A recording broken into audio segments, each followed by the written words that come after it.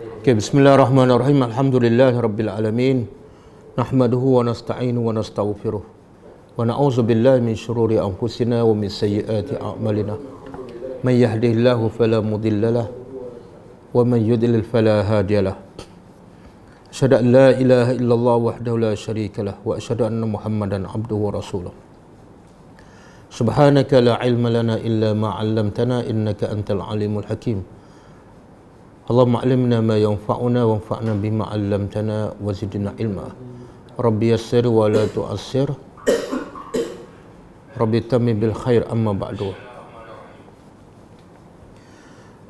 InsyaAllah pada pagi ini kita akan sambung tadabbur surah Ar-Ra'd. Kita dah sampai ayat yang ke-13. Surah Ar-Ra'd ayat yang ke-13. Jadi hari ini kita sambung ayat yang ke-14 insya-Allah. Sebelum kita sambung ayat ke-14, cuba kita lihat apa dia antara pengajaran daripada ayat yang lepas dan kaitan dengan ayat yang kita akan belajar pada hari ini. Ayat yang lepas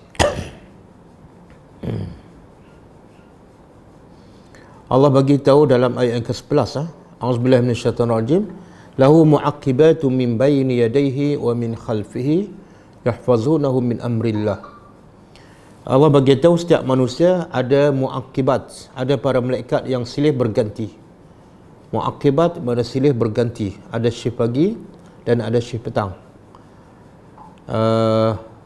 Ada yang sebelah kanan, ada yang sebelah kiri, dan dalam ayat ini Allah bagi tahu ada dua lagi malaikat, iaitu min baina yadayhi, di hadapannya, wa min khalfi, dan di belakangnya. Apa peranan malaikat depan dan belakang? Yahfazunahu min amrillah, menjaga manusia berdasarkan perintah Allah, menjaga orang-orang yang beriman daripada melakukan perbuatan mungkar, maksiat, dan juga menjaga orang-orang beriman daripada musibah, bahaya, sama ada daripada depan ataupun belakang, kecuali bila Allah takdirkan memang akan kena musibah, maka mereka ketika itu berlepas diri. Jadi sebab itulah Allah ingatkan dalam surah yang lain dengan sifat malaikat yang ada kepada setiap orang. Kiraman katibin. Allah kata kiraman katibin. Sifat malaikat yang ada depan, belakang, kanan dan kiri, sifatnya ialah kiram. Kiram maksudnya jamak kepada karim. Jadi kalau seorang karim, kalau ramai kiram. Kenapa Allah bagi tahu sifat kiram? Supaya kita rasa segan. Kalau ada orang yang mulia depan kita, ustaz ke, tok guru ke, ulama ke, kita akan segan untuk melakukan perkara yang tak sepatutnya. Maka kalau itu manusia, bukan selalu berada di depan kita, tapi kalau malaikat ni, dia bukan setakat dia kiram, mulia, tapi dia tak pernah melakukan dosa, tak pernah mengingkari perintah Allah, dan dia sentiasa ada dia bersama kita 24 jam. Maka kita sepatutnya lagi segan, lagi malu untuk melakukan perbuatan maksiat ataupun untuk memikirkan perkara yang tidak baik. Dan kita bila tahu nikmat malaikat yang menjaga kita ni, kita sepatutnya lebih bersyukur kepada Allah Subhanahu wa taala. Okey, kemudian Allah juga bagi tahu dalam ayat 11, Allah tidak akan mengubah nasib seseorang. Nasib seseorang ni asalnya dilahirkan dalam keadaan fitrah, suci bersih. Tapi akhirnya rusak, akhirnya menjadi kotor. Siapa yang mengubahnya? Allah kata Allah tak ubah, melainkan orang tu sendiri.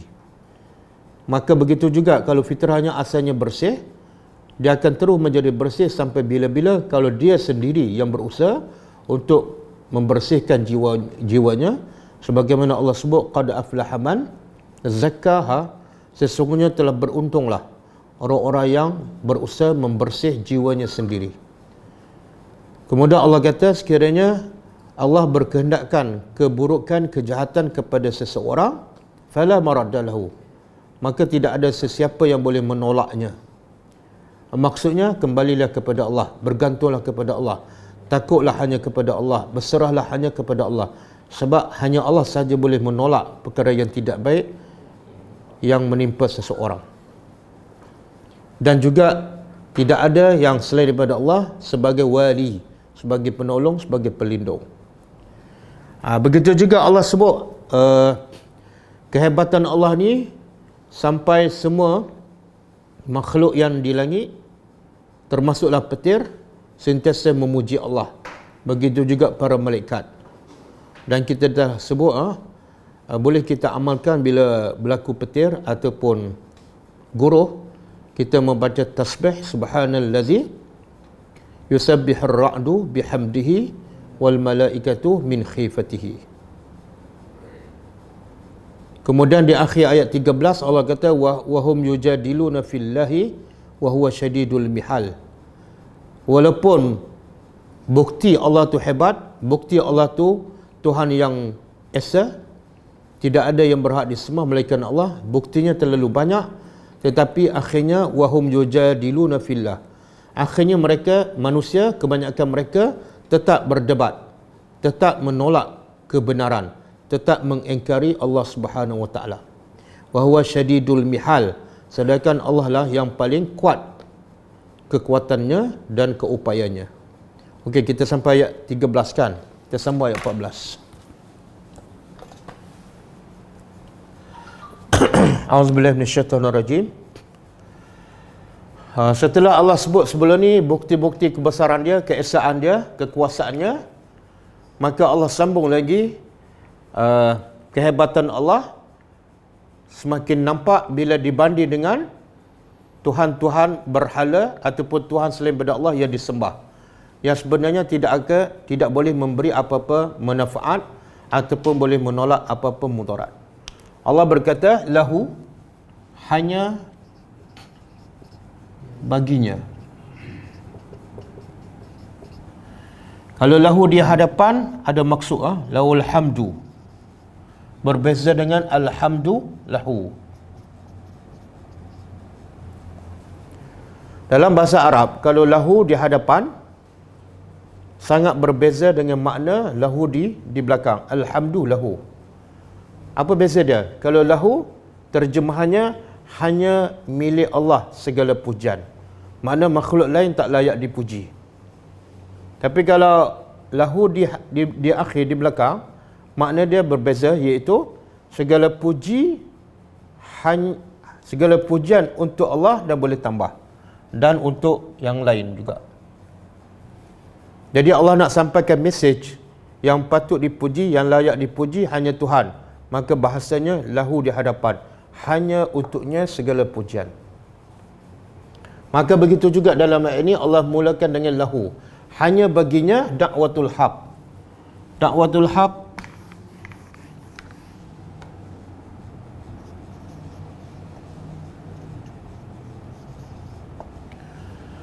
satu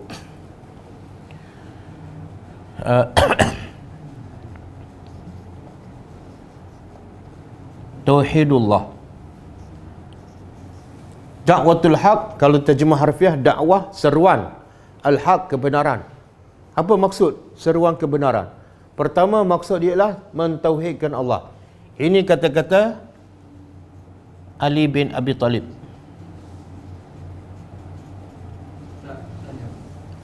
Apa beza dengan iyyaka na'budu hanya kepada dengan lahu? Okey. Ia ni hanya kepada engkau, ini lebih kepada orang. Iyyaka, kalau kita i'rab ini maf'ulun bih. Bila dia selepas dia fa'lun, na'budu ni fa'lun. Biasa kalau selepas dia fa'lun, maka sini iyyaka. Tapi kalau selepas lahu ni, ini dakwah tu bukan fa'lun, ini isim. Maka isim dia panggil, dia sebut la, bukan iya. Dia boleh dia sebut iyahu. Iyahu. Iyahu hanya kepadanya. Bila dia guna iyahu, kalau di sini fa'lun. Tapi kalau sini isim, dia guna lam, lahu. Sama juga tadi. Lahul hamdu. Dia tak guna iyahu. Sebab apa? Ini Isim. Okey?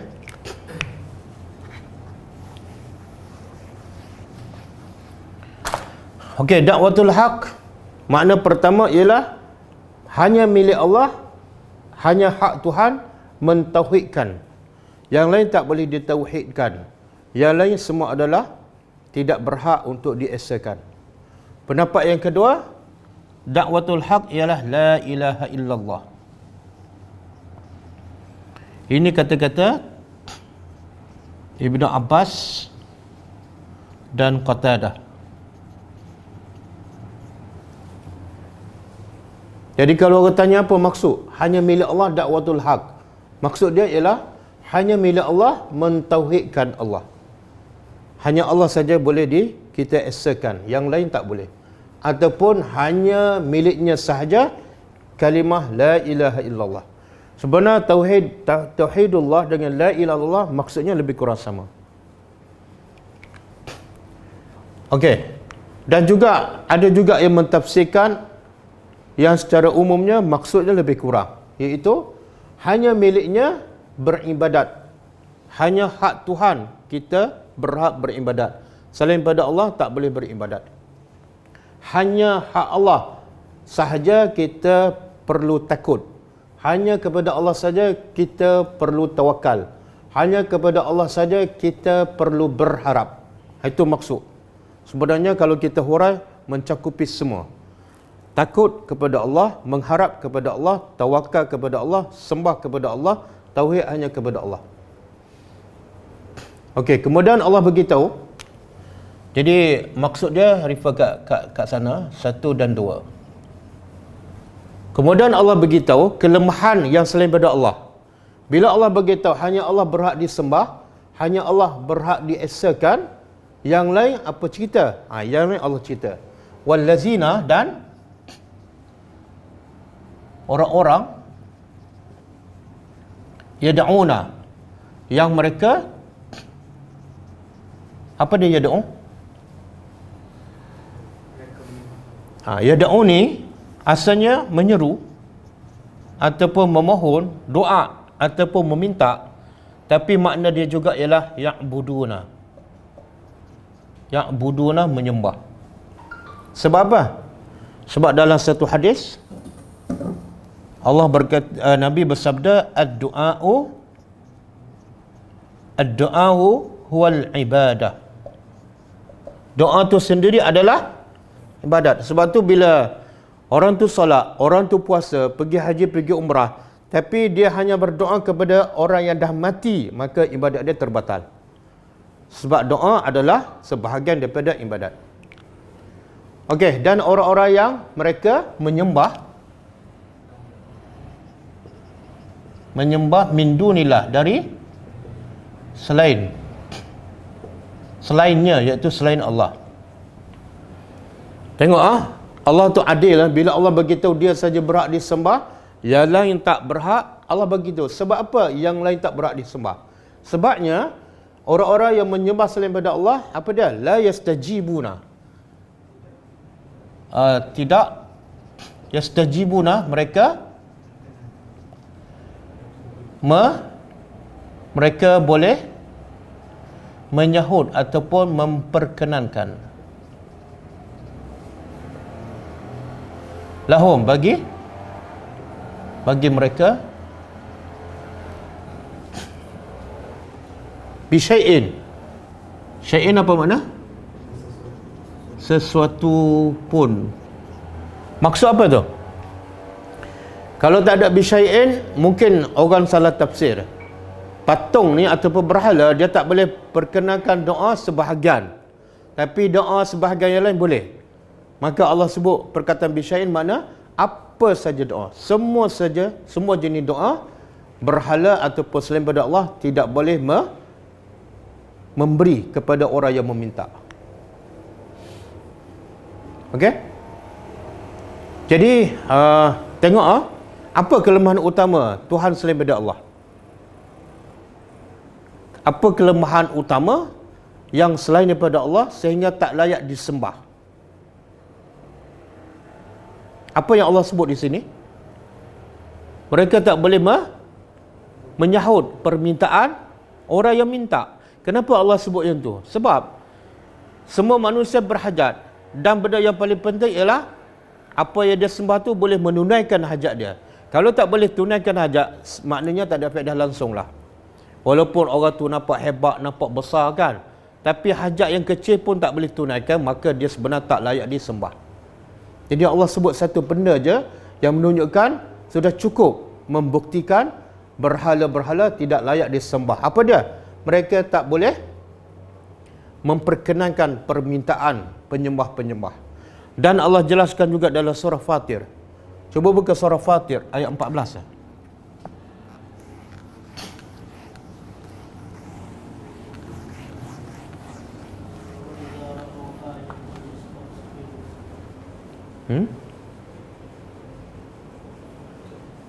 Apa dia? In tad'uhum in la yasma'una. La yasma'una doakum. Okey. Kemudian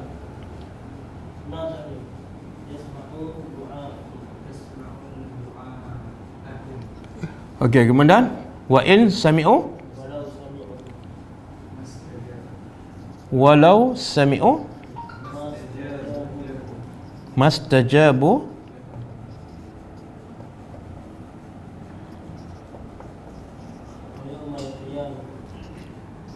wa yaumal qiyamah yakfuruna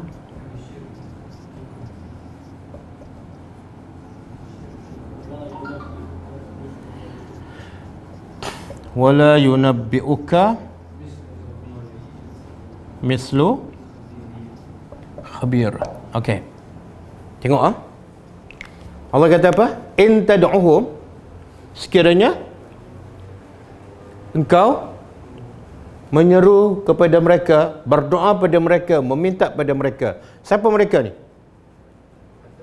Patung ataupun berhala. Apa reaksi mereka? Allah kata la yasma'u. Mereka tak dengar. Ini lagi dahsyat. Yang atasnya Allah kata mereka tak menyahut. Mungkin dengar. Kalau sebut tak menyahut, mungkin dengar. Tapi ayat ni Allah kata lagi teruk apa dah? Dengar pun tak. La yasma'u. Mereka tak dengar pun doa kamu. Kemudian Allah kata walau sami'u. Dan jikalau kalaulah, katalah mereka dengar. Allah kata apa? Mastajabu lakum. Dia tidak akan menyahut doa kamu. Kalau dengar, tapi dengar ke tak? Sebenarnya Allah nak cerita apa ni? Allah sebut kelemahan Tuhan yang selain daripada Allah dalam bab tak dengar. Kalau dengar pun tak boleh memperkenalkan doa kita. Apa yang Allah nak sebut sebenarnya? Apa yang maksud tersirat? Jangan buat benda sia-sia. Yang kedua, Allah nak bagi tu penjemaah ni sangat-sangat bodoh. Macam saya lah. Saya berdoa dengan whiteboard. Wahai whiteboard. Bodoh tak kerja tu? Kalau orang nampak jelas mengatakan saya bodoh. Tapi bila mereka yang buat, mereka tak rasa bodoh. Whiteboard dengan berhala sama. Kerusi dengan berhala sama. Okey, kemudian lagi teruk apa dia? Satu lagi. Wa yaumal qiyamah, pada hari kiamat, yakfuruna bisyirkikum. Apa makna? Yakfuru apa makna? Mereka kufur. Siapa mereka tu? Bukan. Yakfuruna, patung berhala tu kufur kepada kesyirikan kamu. Apa maksud dia? Apa dia? Tak, Allah guna perkataan yakfuruna. Kita bila kita dengan Tuhan, kita suka pada Tuhan, Tuhan pun suka pada kita kan? Sepatutlah penyembah dengan yang disembah kan? Tapi bila di akhirat besok, berhala yang disembah suka tak kepada penyembah dia? Bukan setakat tak suka, dia engkar. Kenapa kamu sembah aku? Mereka kufur, patung ni kufur dengan kesyirikan penyembah. Kerja gila kamu ni. Ha? Perasta. Sebab yang menyembah ni, apa harapan dia di akhirat besok? Kepada patung yang disembah. Apa harapan dia? Ha? Paling-paling kurang, aku kena bakar, tolonglah. Tengok-tengok bukan setakat tak tolong. Yakfuruna. Kan? Jadi kalau kita baca dan kita sampai mesej ni kepada orang yang menyembah berhala, insya-Allah boleh membuka minda dia. Kemudian Allah kata apa? Wala yunabbi'uka mislu khabir. Dan cuba terjemah. Apa makna? Wala yunabbi'uka mislu khabir.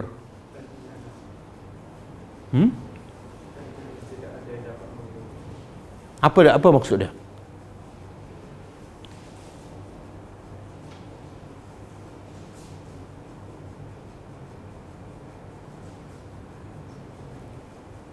Dah terjemah dah baca kan? Terjemah bahasa Melayu tapi belum tentu kita faham. Tak faham? Siapa faham? Syakir? Apa maksud? Dia?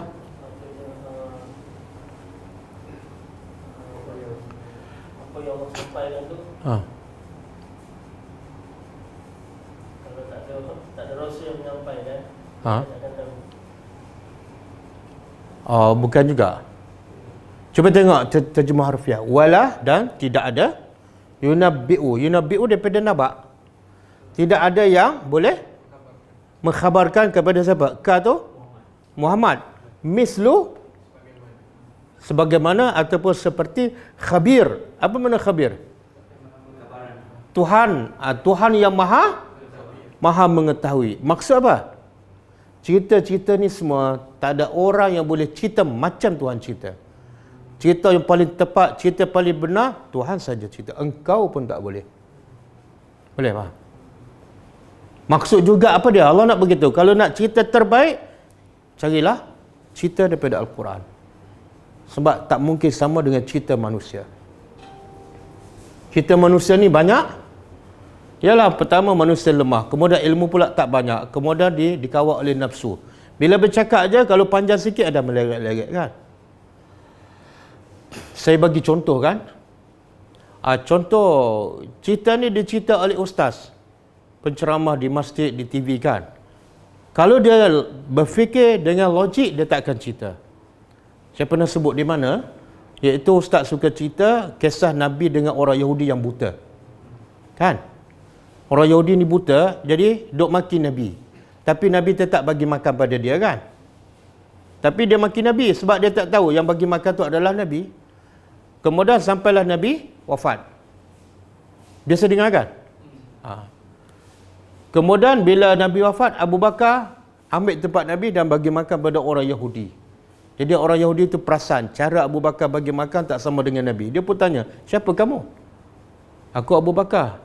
Kenapa aku rasa lain dengan orang yang bagi makan sebelum ni? Maka Abu Bakar kata, yang bagi makan sebelum ni kepada kamu ialah Rasulullah. Dia telah wafat. Baru orang Yahudi itu terkejut. Ya Allah, yang aku maki, yang aku marah, rupa-rupa dia yang bagi makan pada aku. Dia pun masuk Islam. Kan? Tapi cerita tu cerita palsu. Logiknya, yang bak riwayat tu memang tak ada lah. Tapi logik pun tak logik. Apa dia? Kalau di Mekah, berlaku di Mekah, orang Yahudi tak ada di Mekah. Makna berlaku di Madinah. Kalau berlaku di Madinah, Islam kuat ke Yahudi yang kuat? Islam kuat. Kalau Islam kuat, Nabi ada tak berjanji dengan orang Yahudi di Madinah? Terikat tak dengan perjanjian? Jadi kalau terikat dengan perjanjian dan Islam yang berkuasa, logik tak orang Yahudi yang kutuk Nabi dibiarkan kutuk Nabi sampai Nabi mati? Logik tak? Tak masuk akal. Bahkan Yahudi bila langgar je perjanjian, Nabi serang. Bahkan ada yang Nabi bunuh dan Nabi halau. Tak masuk akal seorang Yahudi dibiarkan kutuk Nabi sampai Nabi mati. Jadi kalau dia fikir sikit je, dia katakan cerita-cerita tu. Apatah lagi cerita tu tidak ada dalil. Okey. Kemudian satu ayat yang terkenal, orang kita suka baca ni. Allah nak ceritakan betapa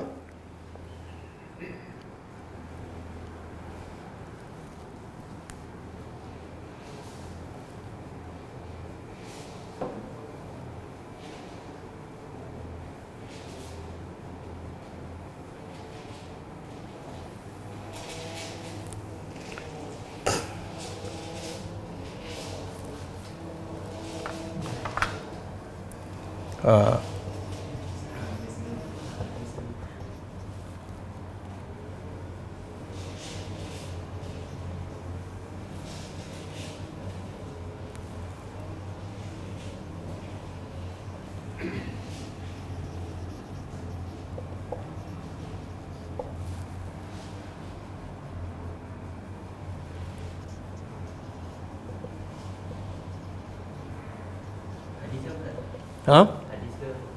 Tak ayat Quran.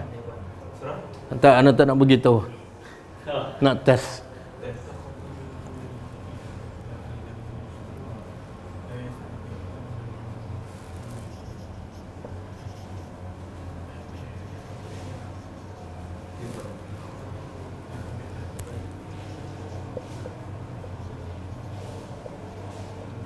Okey. Tengok Allah kata apa? Wattakhazu, mereka telah mengambil min dunillah, dari selain daripada Allah, alihah, sebagai Tuhan-Tuhan yang disembah. Apa harapan penyembah ni daripada Tuhan tu, walaupun Tuhan tu adalah berhala? Apa target utama mereka? Dia logiknya bila kita dengar cakap orang ke kita sembah Tuhan, apa yang paling besar yang kita nak daripada Tuhan tu? Dapat habuan, ataupun kalau kita ada masalah dia boleh maka begitu juga penyembah berhala. Mereka menjadikan selain daripada Allah sebagai Tuhan-Tuhan. La'allahum semoga mereka ni penyembah yunsarun, dapat ditolong. Ditolong oleh siapa? Berhala tu. Kemudian Allah kata apa? Allah nak tempelak. La yastati'una. Mereka harap patung tu menolong mereka. Allah kata apa? La yastati'una. Berhala-berhala tak mampu. Nasrahum, menolong mereka. Bahkan wahum, mereka tu siapa ni? Berhala kepada penyembah berhala, jundun, adalah tentera muhdarun yang dibawa hadir pada hari kiamat. Makna Allah nak beritahu apa? Penyembah dengan berhala sama-sama dibawa oleh Tuhan untuk dibakar dalam neraka. Bukan setakat tak boleh tolong, tapi dibawa. Kalau dia Tuhan, boleh tak dia dibawa? Tak boleh, dia yang akan membawa. Jadi bukan setakat tak boleh tolong, tapi penyembah dengan berhala tu 2 kali 5, 5 kali 2. Okey, surah apa ni? Oh, dah jumpa dah. Dah jumpa dah. Surah Yasin kan? Surah Yasin.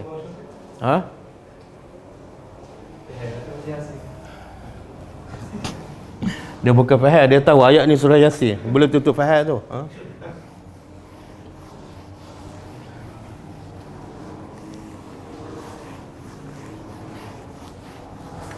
Okey.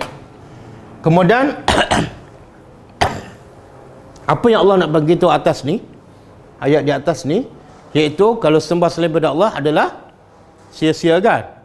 Dengar pun tak, kalau dengar pun tak boleh menyahut. Maka mungkin orang tak faham. Maka bahasa Al-Quran, Allah ni sangat sayang pada hamba-Nya. Allah nak suruh faham juga. Maka supaya lebih mudah faham, Allah buat contoh.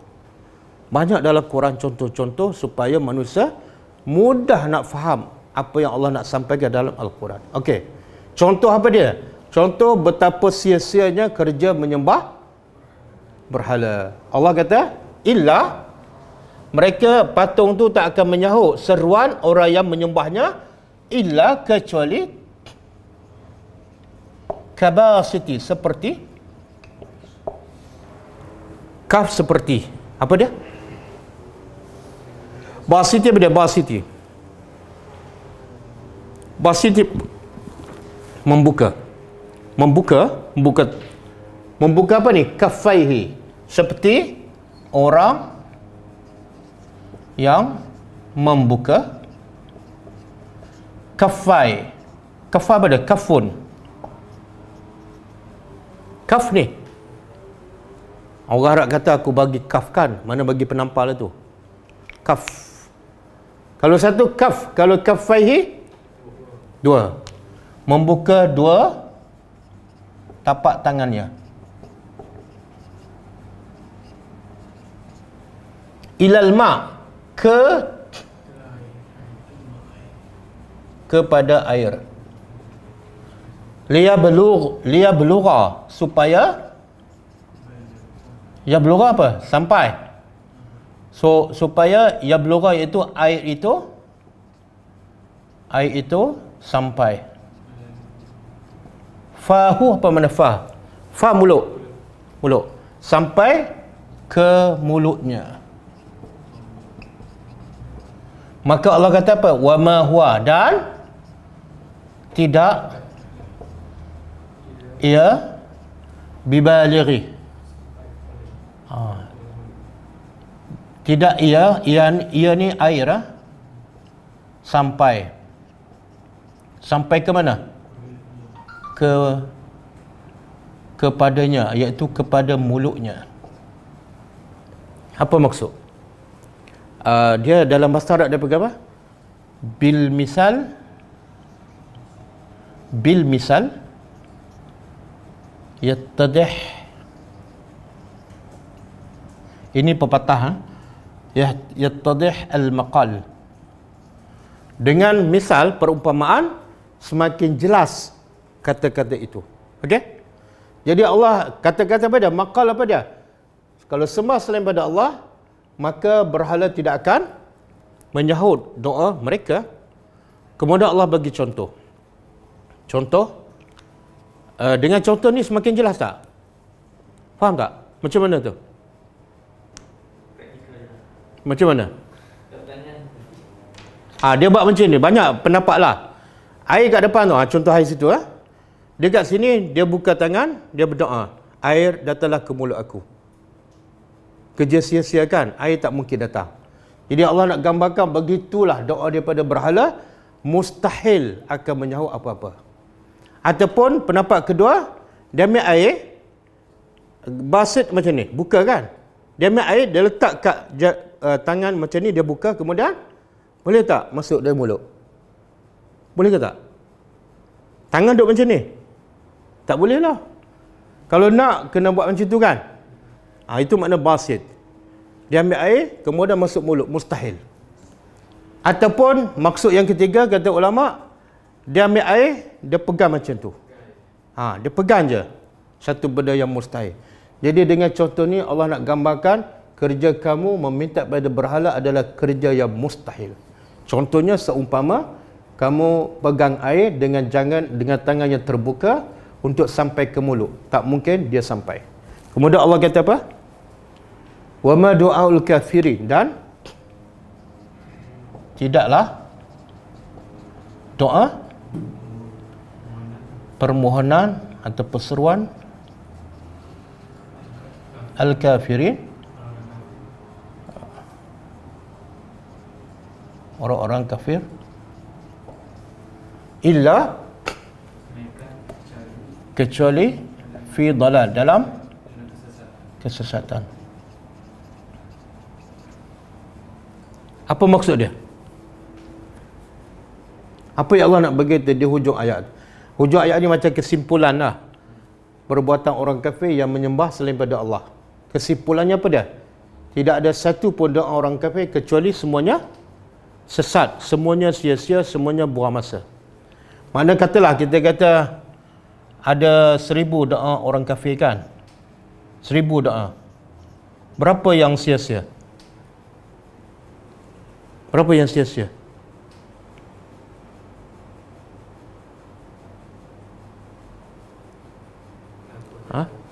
Tak, daripada 1000 doa orang kafir, katalah seminggu dia berdoa 1000. Berapa banyak doa dia yang sia-sia? Mana tahu semua? Daripada ayat mana ni? Bahasa Arab kalau sebut tidak ada doa orang kafir kecuali sia-sia, mana tidak ada satu pun. Kalau buat ayat macam ni, doa ul kafirin fi dalal. Doa orang kafir dalam kesesatan. Boleh tak tambah? Kecuali dalam bab ni, kan? Tapi kalau ayat ma, ada ma, kemudian illa kat sini, istisna. Makna satu doa pun tidak ada faedah. Kemudian Allah sebut tak doa kafir? Sebelum ni ada tak Allah sebut nama kafir? Ada tak? Ayat sebelum tu. Ada perkataan kafir? Mana? Tak ada kan? Kenapa tiba-tiba keluar perkataan kafir? Itu tadabbur. Yang Allah sebut sebelumnya pada orang yang menyembah selain pada Allah, kan? Tiba-tiba Allah kata dia orang kafir. Apa pengajaran dia?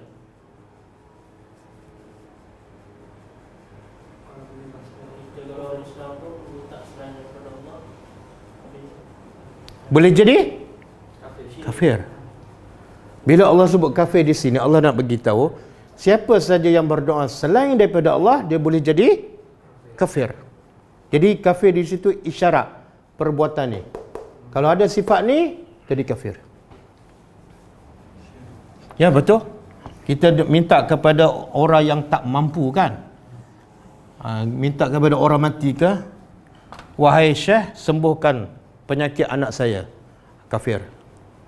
Sebab dia minta kepada yang tak mampu memberi kesembuhan. Alasan tetap rasa dikubur. Ayolah.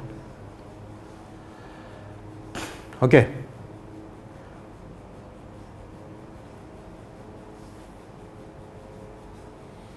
Dia ayat 14 ni ada kaitan tak dengan kita dalam kehidupan kita?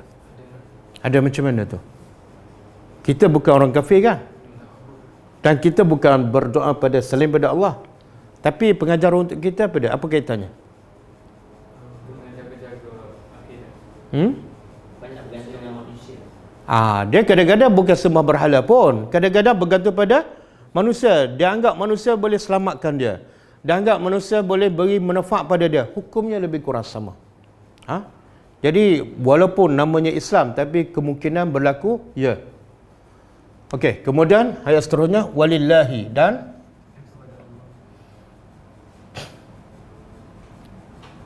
kepada Allah,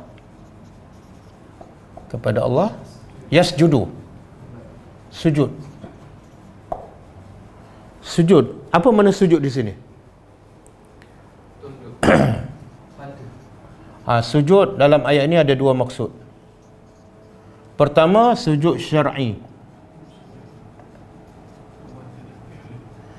Yang kedua, sujud dari segi lughawi, bahasa. Apa makna sujud syar'i? Iaitu letak muka di tanah. Itu dia bagi sujud syar'i, macam sujud dalam solat. Bila sujud dalam solat, makna 7 anggota mesti, itu sujud syar'i. Yang kedua, sujud dari segi lughawi, dari segi bahasa, iaitu hormat, bukan letak muka di tanah. Macam Nabi Yusuf, kan? Kan bila dia berkuasa, kemudian adik-beradik dia dah berubah, kan? Dia suruh tak?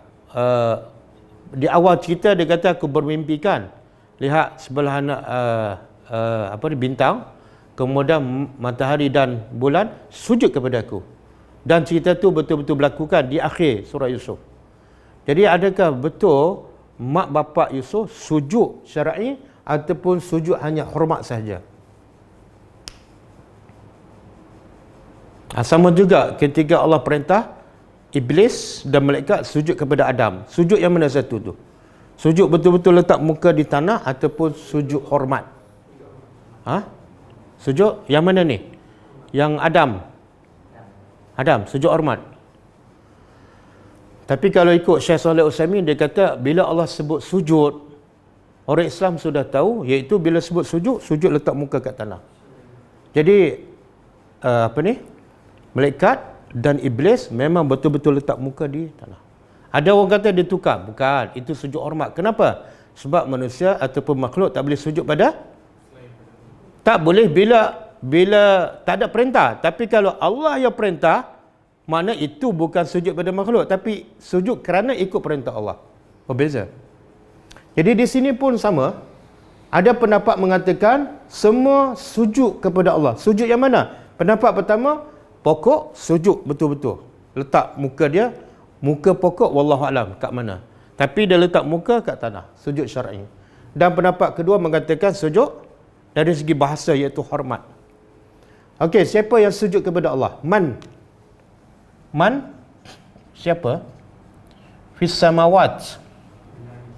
di langit-langit. Siapa ni? Siapa yang di langit? Lagi? Jin duduk langit ke?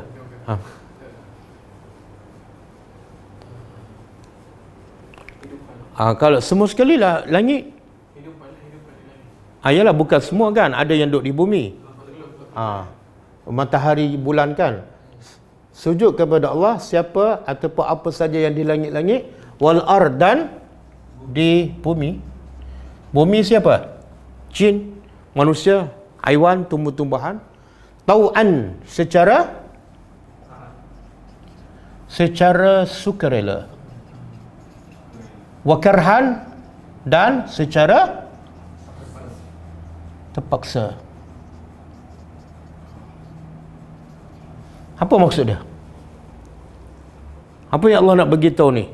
Makhluk di langit, makhluk di bumi sujud kepada Allah, satu secara sukarela, yang kedua secara terpaksa. Apa maksud?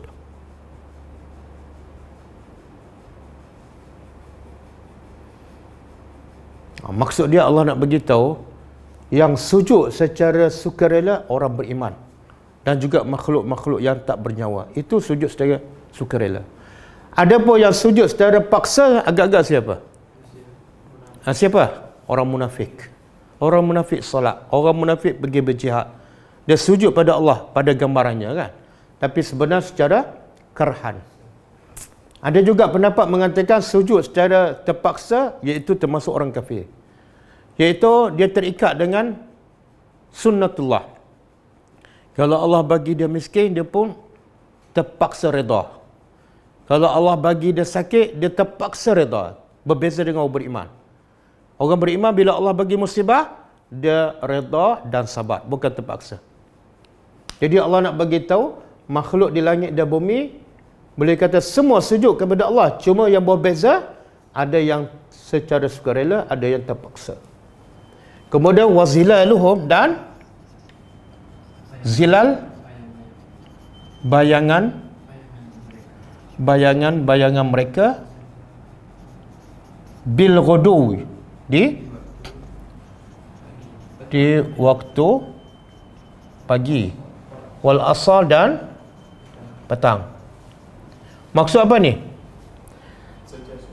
Allah nak beritahu makhluk ni ada bayang tak? Manusia, pokok-pokok kan. Jadi Allah nak beritahu yang beriman bukan setakat orang tu sujud, tapi bayangnya pun sujud. Bayangnya pun ikut arahan Allah. Boleh? Ada tak orang tu kalau dia solat tengah panas kan, dia ada bayang tak? Dia solat tapi bayang dia tak solat. Ada? Tak ada kan? Jadi Allah nak beritahu kalau beriman sampai bayang pun ikut perintah Allah. Jadi kalau kamu bukan bayang, orang ada akal tapi masih kufur kepada Allah, mana lebih teruk daripada bayang. Okey. Apa pengajaran daripada ayat yang ke-15 ni?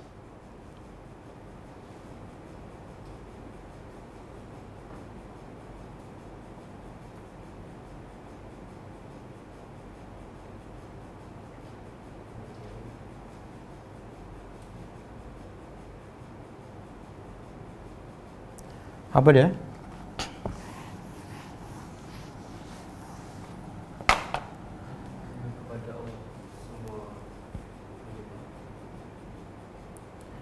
Allah nak bagi tahu manusia ni terbagi pada dua jenis kan.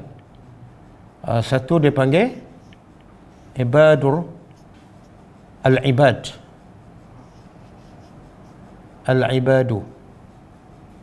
Jamak kepada abdun. Satu lagi al-abid. Juga jamak kepada abdun. Apa yang membezakan ibad dengan abid? Kalau Allah sebut hamba-hamba Ar-Rahman, Allah guna perkataan apa? Ibad ke abid? Ibadur Rahman kan? Dalam bahasa Arab, bila sebut ibad, mana hamba-hamba yang tunduk pada Allah secara tau'an. Mana secara dia hukum Allah ada dua kan? Hukum Allah ada dua. Satu qadari, Yang kedua, syar'i. Apa makna qadari? Qadari ni yang tak ada pilihan. Tentang umur kita, ajal kita, rezeki kita, kan? Syar'i, hukum hakam yang ada pilihan. Kan? Puasa, haji, zakat, tutup aurat. Jadi hamba Allah yang beriman, dia akan tunduk pada Allah sama ada qadari. Kalau ditakdirkan sakit, dia redha, dia sabar. Yang syar'i lagi dia ikut. Maka kalau hamba Allah ikut dua-dua hukum ni, dia panggil ibad. Tapi kalau satu lagi hamba Allah, dia hanya ikut qadari, tapi syar'i tak ikut. Sebab apa? Sebab ni ada pilihan. Qadari, dia terpaksa ikut, maka dia panggil abid. Wama Allahu bizallamin lil abid. Allah tidak zalim kepada hamba-hamba ni. Kalau kamu tak ikut yang syar'i, Allah tak zalim. Allah akan hukum mengikut keadilannya. Okey? Jadi pengajaran di sini apa dah? Kalau secara terpaksa pun kita kena tunduk, maka terbaiknya apa dia? Tunduklah secara sukarela. Sebab tak merugi pun. Bahkan Allah akan bagi balasan yang terbaik, iaitu syurga Allah Subhanahu Wa Taala. Okey. Kita berhenti setakat ayat ni. Ayat selepas ni panjang. Kita tengok ada soalan ke?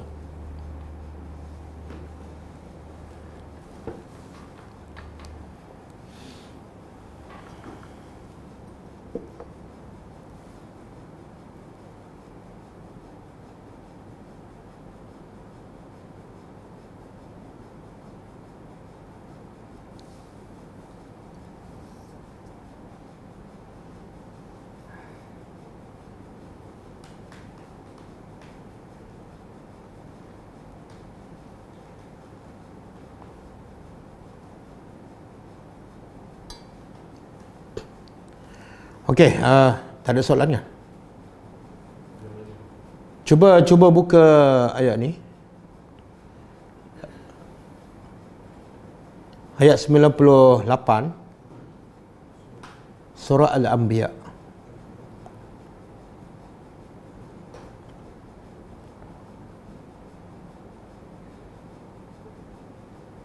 Surah Al-Anbiya ayat 98.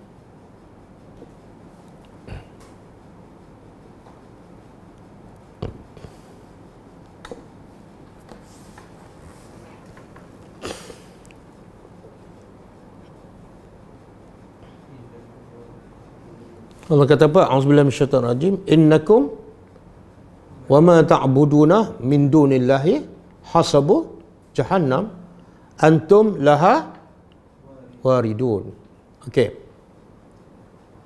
Maksud dia?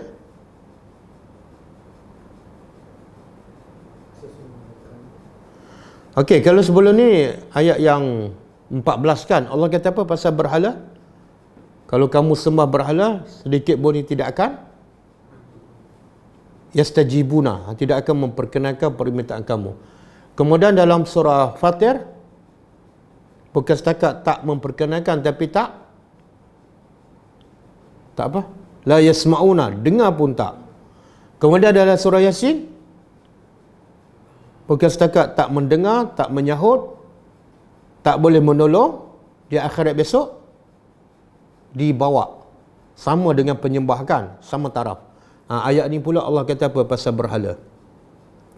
Cuba tengok maksud dia. Innakum, sesungguhnya kamu penyembah-penyembah berhala, wa ma ta'budun, dan apa saja yang kamu sembah, min dunillah, selain daripada Allah, akan menjadi hasabu. Hasabu adalah bahan bakar neraka Jahannam. Antum laha waridun, kamu akan masuk ke neraka Jahannam. Tidak mungkin kamu terlepas. Okey. Apa hikmah? Kenapa Allah bakar berhala ni? Berhala ni batu kan? Apa faedah Allah bakar berhala? Ada faedah tak? Berhala berdosa ke tak? Berhala berdosa ke tak? Tak. Kalau tak berdosa, kenapa dibakar?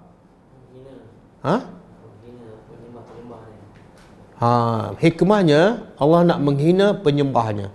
Dulu kamu rasa berhala ni boleh tolong kamu, tapi sekarang bukan setakat tak boleh tolong, dia pun sama-sama kena bakar. Kalau sama-sama kena bakar, boleh tak tolong satu sama lain? Tak boleh. Jadi satu penghinaan. Tengok, ya Allah, aku dah sembah 50 tahun, tengok kamu pun kena bakar juga. Itu satu penghinaan.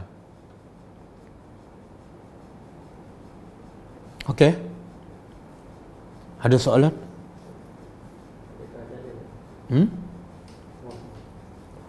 Adakah dalil yang mengatakan bulan dan matahari juga akan dimasuk? Tak ada dalil. Tak ada dalil. Saya tak jumpa dalil setakat ni matahari dan bulan akan masuk neraka.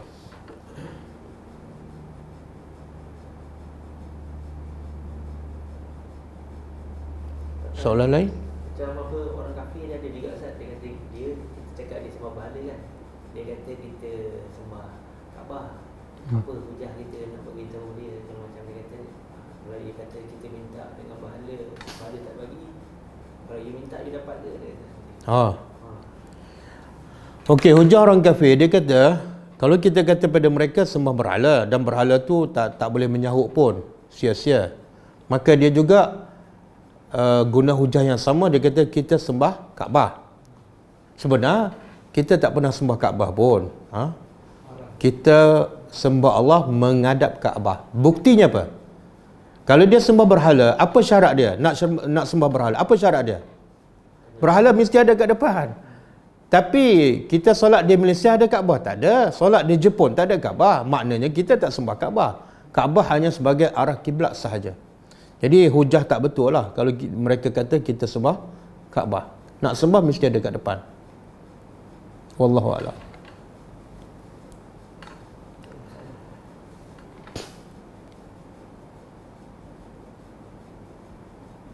Okey, kalau tak ada cukup lah. Kita tutup dengan membaca tasbih kafarah. Subhanakallahumma wa bihamdika asyhadu an la ilaha illa anta astaghfiruka wa atubu ilaik. Saya pernah mendengar tentang ulama-ulama berhati serigala di akhir zaman. Apa yang dimaksud ayat ini dah? Oh, saya tak tahu. Yang saya tahu orang beriman, apatah lagi ulama, hatinya ialah qalbun salim. Hati serigala saya tak tahu. Allah pun kata apa? Yauma la yanfa'u malun wala banun illa man atallaha biqalbin salim. Pada hari itu harta benda tidak memberi manfaat, anak-anak pun tidak memberi manfaat kecuali hati yang salim. Mana kalau hati serigala rasa-rasa macam tak selamat je. Wallahu a'lam. Kita tutup dengan membaca tasbih kafarah. Subhanakallahumma wa bihamdika asyhadu an la ilaha illa anta astaghfiruka wa atubu ilaik. Assalamualaikum warahmatullahi wabarakatuh.